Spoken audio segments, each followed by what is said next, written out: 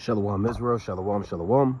Brother Naquam, watchman for Israel, coming back at you with these precepts and another cold cut, giving, of course, all honor and all glory to Yahweh, Bahashima Mashiach, woman like a Bashai. Double honors to the elect elders of the house of David that's been in this truth for decades and decades, patiently waiting and laboring for the second coming of our Lord Yahweh Shai. A hearty, mighty shalom to all of the mighty men of the Most High God who are out there in the highways and byways, pushing this truth, magnifying the ministry, presenting their bodies as a living sacrifice, and enduring all things for the elect's sake. Shalom, shalom. Shalom to all of the men that may not be out there in the highways and byways as of yet, but they're working on it. They're getting built up in the spirit. They're praying, they're fasting, they're studying, they're being diligent, and they're abounding in the work of the Lord. Shalom, shalom. Shalom to all of the Akwaf out there, the sincere sisters that are out there zealous, diligent, and on fire, moving in the spirit of our righteous foremothers. Shalom to the ancient men, shalom to the children, and shalom to everybody tuning in live and that will, or it's like everybody tuning in that will tune in, Most High willing again. We're keeping the Feast of Tabernacles through the spirit and power of Yahweh Bashmi Shai. Again, Most High willing, everybody's enjoying dwelling in Yahweh and dwelling in Yahweh Shai, as Yahweh and Yahweh Shai dwell in you. You know, allow the spirit of the Most High to dwell in you and purify your spirit and purify your vessel, that you may be found fitting and worthy for the Heavenly Father to dwell in you. And we have to be found worthy and pure and virtuous and righteous to dwell in the Most High, who is our tabernacle, who is our temple. You know, so the topic of this cold cut, with that being said, is one final reason to keep the Feast of Tabernacles, right? One final reason. Of course, you're commanded to, right? And that's all you need. But for brothers that are lukewarm, you brothers that may not truly understand, or you may need a little bit of exhortation, if you will, here's one final reason to keep the Feast of Tabernacles. Let's go to Zechariah, the 14th chapter, right? Through the spirit and power of Yahweh Bashmi Shai. This isn't going to be too long, right? So I want to let my speech be short, comprehending much in a few words. One final reason to keep the Feast of Tabernacles, right? So this is the book of Zechariah, chapter 14, and verse number, bear with me. Zechariah chapter 14 and verse number 16. It reads, "And it shall come to pass that every one that is left of all the nations which came against Jerusalem shall even go up from year to year to worship the King, the Lord of hosts, and to keep the Feast of Tabernacles." So the Most High saying, of all of the nations that remain, all of the nations that were not totally wiped out or exterminated, all of the people that dwell in these countries, anybody that has survived World War III, the nuclear Holocaust, Armageddon, the Valley of Jehoshaphat, if you survived the famine, if you're still alive, if you didn't come back on the earth at the time of this prophecy being fulfilled, if the Most High didn't destroy you by the chariots, all of the heathen, all the families of the earth, meaning all the other nations, they're going to have to come up to Jerusalem year by year to keep the Feast of Tabernacles. Now, why did the Most High say of all the nations that remain? Because, again, a lot of people may misunderstand what the term end of the world means. It doesn't mean the end of the planet Earth. It doesn't mean the end of so-called human civilization. The end of the world represents the end of the so-called white man's kingdom, right? As it is written. Let's go to Second Ezra, right? Let's get this real quick. The Lord said, of all the nations that remain, right? Second Ezra, chapter 6 and 9. It reads, bear with me. Second Ezra, chapter 6 and 9. "For Esau is the end of the world, and Jacob is the beginning of it that followeth." Right, so the end of the world represents the end of the so-called white man's rulership. That's what the prophecy says in Daniel, the 2nd chapter, that the stone that was cut without hands smote the feet and the toes and destroyed it, paraphrasing. And it became as the chaff of the summer threshing floors. So the end of the system is the end of NATO, the Western European powers, Russia, all these kingdoms, right? And then once the Most High destroys these nations, you're going to have other nations and countries that are afflicted in World War III. Certain nations are going to be more targeted. Certain nations like America, they're going to be completely destroyed. But you're going to have certain nations that do remain. Right? Let's go to Daniel, the 7th chapter. Right? Let's get 2 more quick precepts on that. Let's go to Daniel chapter 7, and I'm going to read verse number 12. Right? So I can get straight to the point. Right? This is the book of Daniel, chapter 7. Actually, Slaki, I'm going to read verse 11. Daniel chapter 7 and 11. It reads, I beheld then because of the voice of the great words which the horn spake. I beheld even till the beast was slain, and his body destroyed and given to the burning flame. So Daniel saw this modern day Roman Empire, America, Babylon the Great, being destroyed. It really represents NATO and the EU, all this power, this beast. This is the same beast that you read about in Revelation, the 13th chapter, right? So this beast was destroyed and his body given to the burning flame. Reading on in verse 12. As concerning the rest of the beast, Salakia, they had their dominion taken away, yet their lives were prolonged for a season and a time. So the rest of the beasts, you read about the Babylonians, the Medes, the Persians, the Greeks, right? Those are the rest of the beasts, the remnant of the Edomites and all these Ishmaelites and Hamites and all these other nations. They had their dominion taken away. They're no longer going to have authority, but yet their lives were prolonged for a season and a time. Right? Y'all want to get in this cold cut? See, impromptu through the spirit.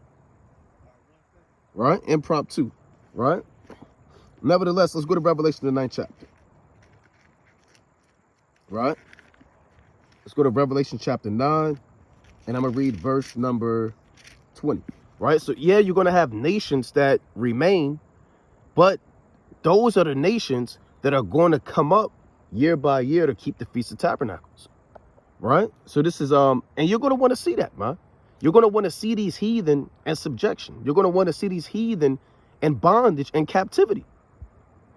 So if you keep the Feast of Tabernacles now serving the Most High, you're going to see your enemies submit unto Yahweh Ba'Shem Shai and to you and to his only begotten son Yahweh Shai.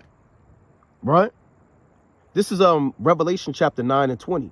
And the rest of the men which were not killed by these plagues, yet repented not of the works of their hands, that they should not worship devils and idols of gold and silver and brass and stone and of wood, which neither can see, nor hear, nor walk.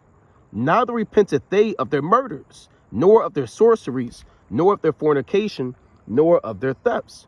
Right, so it says the rest of the men that were not killed by these plagues. Because again, for the 7th time, everybody's not going to be destroyed in World War III.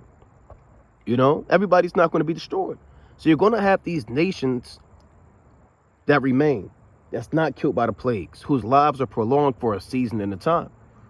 So when the kingdom of heaven is established, the elect are going to forcibly make these nations keep the law. They're going to be forced to keep the law. Right? Let's go to the book of Psalms, chapter 22. Actually, let's go to Revelation. I'll get that first. Shalom, King. Right?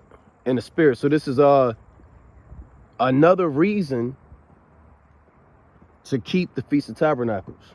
This the mighty brother Bayath Padash. Shalom. Shalom. Shalom. So it's another reason to keep the Feast of Tabernacles. And I'm going into the spirit and power of Yahweh Ba'Shem Shai, how Zechariah, the 14th chapter, 16 on down, it says, and all of the nations that remain are going to have to come up to keep the Feast of Tabernacles. So it's really exhortation for Israel to keep the Feast of Tabernacles so you can watch your enemy be subdued in the kingdom, to watch your enemy be in subjection unto you. So if you keep the Feast of Tabernacles now, you're going to have a crown in the throne and see your enemy keep the feast, right? And they're going to be, and they don't want to keep the feast. You know, they're not going to want to keep the Feast of Tabernacles. So let me get a quick precept real quick. If you got a precept, King, you can bring it out. There you go. No, go, Con. All right, so this Deuteronomy. See, one thing you may say, well, a brother may say, well, what's so significant about that? Remember, the Feast of Tabernacles is also a, it's also a harvest. So they're the ones that's going to be harvesting all of the crops too. Come. They're the ones that's going to be harvesting all of the crops. So the Feast of Tabernacles is also called the Feast of Ingathering. Remember that. So and we touch on this all the time. We want brothers to be familiar with Hebrew agricultural concepts, our calendar. You understand how we moved in husbandry. All these things you brothers should be familiar with. You know, if not, you're learning, because this is who we are as a people. So the Feast of Harvest, aka the wheat harvest, better yet known as Pentecost, was a major harvest. And then you had the ingathering harvest that fell in the 7th month. So any crops, any figs, any remaining grapes, any remaining wheat, any remaining corn, anything, oil, wine, that or grape, from vineyards that wasn't gathered up, it was gathered up during the Feast of Ingathering. Now, we're the ones who did that in the ancient world. We were out there plowing and laboring and harvesting. But in the kingdom, the nations, they're going to have their hand to the plow. Right? So look, let's go to Deuteronomy 16. So, hey, these heathen, man, I can see why, when you understand the law, why they might not want to keep the Feast of Tabernacles. Why there's an actual judgment put out there. Right? So this is Deuteronomy chapter 16 and verse number 13. Right? Deuteronomy chapter 16 and 13. 3 times in a year shall all thy males appear before Yahweh thy God, in the place which he shall choose, in the Feast of Unleavened Bread, and in the Feast of Weeks, and in the Feast of Tabernacles. And they shall not appear empty. It's like, and they shall not appear before the Lord empty. Why does it say you can't appear before the Lord empty? Because you have to bring a sacrifice. You have to bring your harvest. You have to bring the first fruits. Now, are we going to be out there gathering that up in the kingdom? No. The heathen are, man. They're going to have a sickle in their hand. Right? They're going to learn how to thresh. They're going to learn how to winnow. So all these nations now, everybody's getting equipped with AI, robotics, Chat GPT, human, what they call it, transhumanism. And you're going to have to go back to the ancient world, man. We're going to have to teach these nations how to use, this is an ox. Don't eat it. You need it to work. This is a plow. This is a threshing floor. This is a sickle. This is a pruning hook. So we're literally going to have to install that knowledge into them. So they're going to be working in the kingdom, right? So this Deuteronomy, I'm going to read on 13 and verse number 14. So 3 times a year, you have to go to Jerusalem. That's how it's going to be in the kingdom. Really in Isaiah chapter 66 and 23, it says, and from one new moon to another, and from one Sabbath to another, shall all flesh come up and worship me. So all of these nations are going to come up every Shabbat. They're going to be vexed, man. They're going to be pissed. Yeah, they're going to be pissed. He nodding and said, they're going to be pissed, man. If you want to say something, you can say, say whatever. Cut me off. But they're going to be pissed. Every week and every month for the new moon and all these feast days. So let me read on real quick. And thou, Deuteronomy 16 and 14, and thou shalt rejoice in thy feast, thou and thy son and thy daughter, and thy manservant and thy maidservant, and the Levite, the stranger, and the fatherless, and the widow that are within thy gates. 7 days shalt thou keep a solemn feast unto the Lord, which the Lord shall select in the place. Let me read that again. Deuteronomy 16 and 15. 7 days shalt thou keep a solemn feast unto the Lord thy God in the place which the Lord shall choose, because the Lord thy God shall bless thee in all thine increase and in all the works of thine hands. Therefore thou shalt surely rejoice. So it's all about the increase. So they're going to have, think about this, they're going to have omers, Slakia. You said what? Yeah, omers. Ephah, logs of oil, baths, logs, hens, that's how you measure your liquids.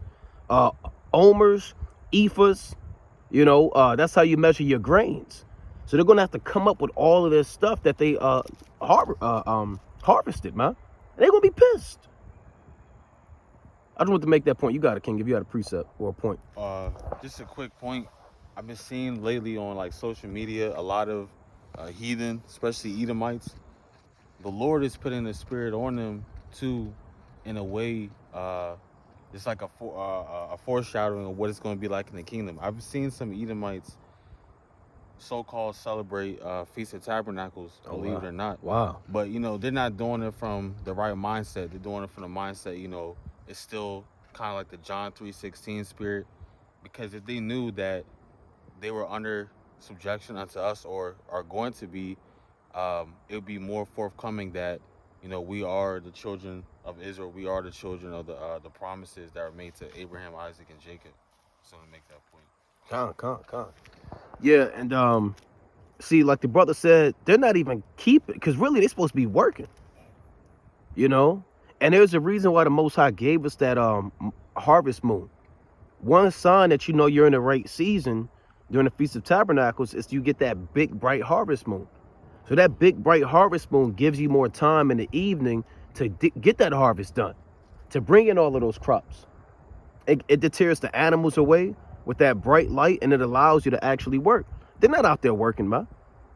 Right? They're not out there working. So when the Most High told them they're going to have to come up every year, they ain't coming empty. Brothers got to remember, they ain't coming empty-handed. All right, let me get a quick precept. This Revelation, actually, let me go to Isaiah 60. Right, this Isaiah chapter 60, quick precept. Right, Isaiah chapter 60 and verse number 10. It reads, man, this whole thing is good. Yeah, I'm gonna start at 10. Therefore thy gate, Slakia, 10, and the sons of strangers shall build up thy walls, and their kings shall minister unto thee. For in my wrath I smote thee, but in my favor have I had mercy on thee. Therefore thy gates shall be open continually, they shall not be shut day nor night, that men may bring unto thee the forces of the Gentiles, and that their kings may be brought. Right, and then the footnote of my Zondervan, I got the Zondervan KJV Bible, for forces it says wealth. Right, so they're going to bring the wealth of the Gentiles, and that their kings may be brought. So even the elites, these leaders, you really got to tap into their mindset, man. These are people who have never had to work for anything. They've always had a what they call it, a silver spoon. Butlers, handmaids, they've always ate the best food. They've never eaten a bag of Cheetos. They've never eaten Chinese food, man. They've never had fast food. They've never wore polyester. They've never wore denim, right? They've always drank pure water. They never had tap water before. These are people who live in an upper echelon of society. Now they're going to have to, their whole mind has to change by force of the sword, and naturally there's going to be rebellion. I believe that's human nature. So you're naturally going to rebel because you're not accustomed to such things. So they're going to rebel, and they're going to have to come with the sheaves and with that wealth and with that increase. And I want to see that.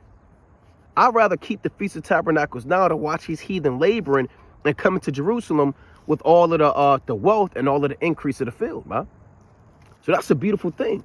It's a beautiful reason to keep the Feast of Tabernacles, right? And ancient kings, Uzziah, Jehoshaphat, they'd actually had heathen bringing them wealth. They had them in tribute. You know, they had men bringing them 1,000 sheep, oxen. Solomon got gifts, man. All of them kings brought Solomon gifts. You know, I got another quick precept. Let's go to I wanted to get this earlier. Revelation chapter 2, right, and 25. Like I said, King, if you got a point or a precept, just cut me off. I don't know if you already brought this out, but Isaiah 49 and 23. No, I ain't bring that out. And kings shall be thy nursing fathers, and their queens thy nursing mothers. They shall bow down to thee with their face toward the earth, and lick up the dust of thy feet. And thou shalt know that I am the Lord, for they should not be ashamed that wait for me, right? Because like how he was saying, he'd rather keep the Feast of Tabernacles now to see the heathen have to labor for it in the kingdom. And that goes into the latter part of the verse about, the ones that wait for the Lord. And then the beginning part of verse, everyone's not going to just willingly want to bow down, kiss your boot, Right. lick the dust of the earth. Hell nah. Some of these heathen, you're going to have to literally put your foot on their neck and make them do it. Hey, so like real quick, they don't want to bow down and lick the dust. They got people that feed them, that dress their table, that tie their shoes. So how in their mind are they going to be all right? And it's you. It's not like they doing it to a relative or their old grandmother to inherit their wealth. It's the person who they always thought that they were having subjection. And their speech isn't about what am I going to eat tonight? Right. I had to boil water this many times this week to make sure I could drink it. We only can limit hot water for 5 minutes, 10 minutes, because after that there'll be no more for the next few days. This speech is about okay, my nanny, she taught me Portuguese and French when I grew up. What did your nanny teach you? Right. Where'd you go for us summer vacation? Last year we went to Greece. This year we're thinking about going to Turkey. Right. We don't have those type of talks. That's what these elites have in their children. Yeah, and I want to get this too. This Revelation chapter 2 and verse number 25. But that which ye have already, hold fast till I come. And he that overcometh and keepeth my works unto the end, to him will I give power over the nations. So how are all of the nations going to be saved and be equal in the kingdom and remember, Revelation was written to the Israelites. The 7 churches in Asia Minor. Ephesus, Thyatira, Smyrna, Sardis, all these different churches. Right? It was written to them. So, and we represent the 7 churches. So if we overcome as the Israelites, we're going to have power over these nations. Verse 27. And he shall rule them with a rod of iron, as the vessels of a potter shall they be broken to shivers, even as I received of my Father. And I want that, man. Right? And it also says, and I will give him the morning star.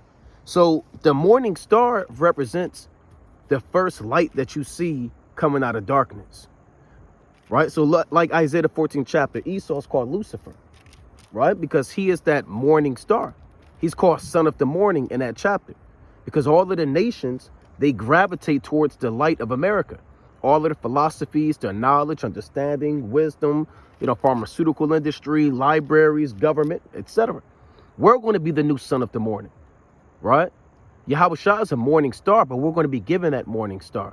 So we're going to be given the light and the wisdom and understanding to pull these nations to the Most High, And another point I was going to make, us as keeping the law, we give our tithes and increase to the Levites. We don't go to the third heaven and put it on the Most High lap. We give it to the Levites. So we're going to be a nation of kings and priests. So that's why they're going to come to Jerusalem and give that to us, because we're going to be the mediators between Yahweh Ba'Shem Yahushai and man, the children of men on the earth. Right? I just want to make that point. I just had the first precept is Psalms 2 and verse 8.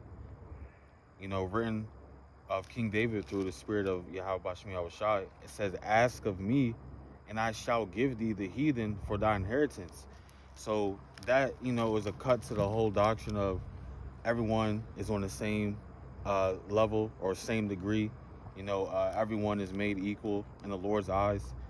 How is that possible when it's saying, ask of me and I shall give thee the heathen for thy inheritance? That means literally, physically, other people will be your inheritance. Right. And that's something to look forward to in the kingdom of heaven, Lord willing. It says, and the uttermost parts of the earth for thy possession. So all these lands that they have, you might drive in your community and it might say, let's say, Birkenheimer, real estate. And you might go to another state or another city and you keep seeing the same name because they just getting all this land and building Yeah. their property. Real estate monopoly. Real estate monopoly. You know, because they inward thought is they think that their dwelling place or possession will be forever, but the Lord is going to reverse that and give it back to his rightful owners. Verse 9 says, Can I make one more point, Con, Slacky King? You know, I was thinking how through these birth certificates, Social Security, these different bonds and contracts, I've never been in those conversations in those rooms, but I'm sure those Rothschilds, elites, they asked their God, their father, them people, them powers that be, what they can receive and who they can receive for an inheritance. Who's going to take over this land? Who's going to start a war over here? So they do that on the left-hand side. They ask of Satan, and they literally receive people through contracts and laws and through war as their actual inheritance. Yeah, that's a good point. And just to got a quick precept for that, First Chronicles chapter 21 and verse 1. And Satan stood up against Israel and provoked David to number Israel. So this lets you know that numbering or doing a census of everyone on the earth is a wicked thought. Right. And that these elites, like he said, they're going to Satan, you know, they're going to the evil angels to get that type of insight to keep that thing going. Because how can you have the, you know, birth certificates, they have different numbers on it, which means that every time a child is born, they keep on adding on to that number so they can keep track. Got a record. Yeah, got the record.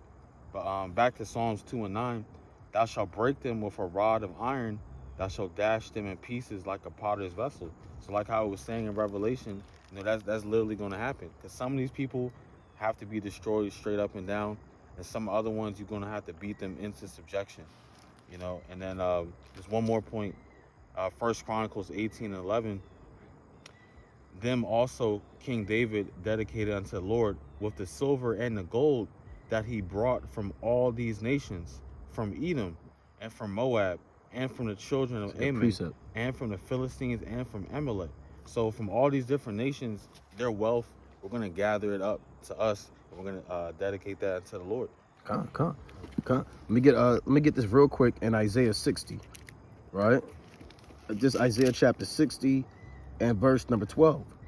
For a nation and kingdom that will not serve thee shall perish, yea, those nations shall be utterly wasted. So going back to that point, if they don't get down, they're going to lay down, right? And the Lord doesn't give us every reason of how they're going to be utterly wasted. It could be by fire, brimstone. He could give us spiritual power to go and totally just wipe them out. But when it comes to the Feast of Tabernacles, here's the specific judgment. This Zechariah 14 and verse number 17. And it shall be that whoso will not come up of all the families of the earth unto Jerusalem to worship the King, the Lord of hosts, even upon them shall be no rain. You might read that and think that's a light thing. Oh, it doesn't rain. It didn't rain today. All right, well, what's the big deal? There should be no rain. Well, hold on. Rain is a necessity. It's a necessity of the creation of the Most High, right? So rain obviously allows the crops to grow. It allows the fruit to grow. All of it. See, in the kingdom, Jake, they're not gonna have a McDonald's. Well, don't rain. Why would they need the crops? They could just get a deep dish. They can go to the door. No, they're gonna have oxen, right? They're gonna have sheep, goats, you know. So they're gonna have to eat off the grass. If you don't have any rain, your grass isn't gonna grow. If your grass don't grow, your oxen can't eat. If your oxen can't eat, they're going to die. Once they die, you have no other food source. You have no other food source outside of what your animals or what comes out the ground. So you're going to go through a famine. You're going to not have any rain, right? Remember, Elijah prayed that it might not rain. And it didn't rain for 3 years and 6 months, man. A lot of people died. You had one account in 2 Kings, the 6th chapter, where the woman, she ate her son. You know? So they're going to be, and that's part of the curse in Deuteronomy 28. So they're going to be going through those curses, eating their sons, eating their daughters because of the siege, no rain. Heaven above should be brass, the earth underneath should be iron, paraphrasing. Right, let me read on real quick. Verse number 18. And if the family of Egypt go not up and come not, that have no rain, there shall be the plague with